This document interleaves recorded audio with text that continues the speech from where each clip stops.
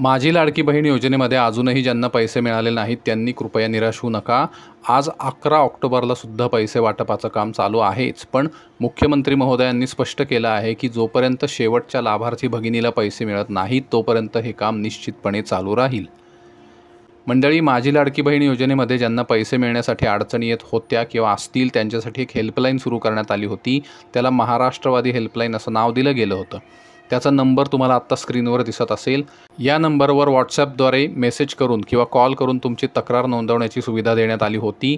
मात्र त्यावर अनेकांनी तक्रार करूनही त्याचा काही उपयोग झाला नाही। त्याचं कारण काय हे आपण आज बघणार आहोत। मंडळी, माझी लाडकी बहीण योजनेत येणाऱ्या अडचणींसाठी जी हेल्पलाईन दिली होती त्यात एक गोष्ट आढळली, ती म्हणजे अनेकांनी त्यावर विचारलेल्या प्रश्नांची उत्तरं चुकीची दिली होती।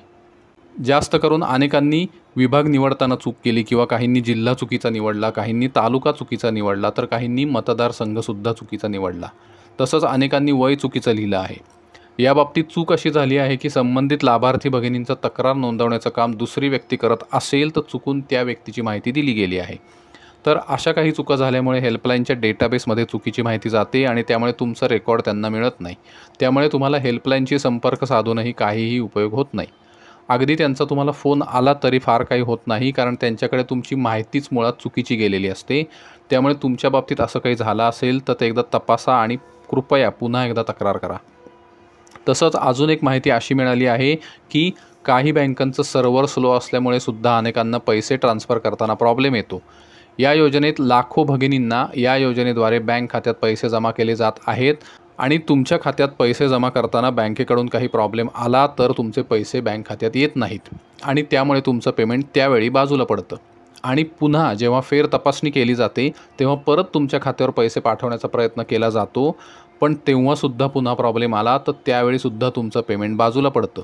तर अशा प्रकारे तुमचीही चूक नाही आणि सरकारचीही चूक नाही, तर कदाचित बँकेच्या सिस्टीममुळे सुद्धा असं होतं। त्यासाठी अनेक जण पोस्टात खातं उघडा असं सुद्धा सुचवतात, हे सुद्धा तुम्ही करू शकता।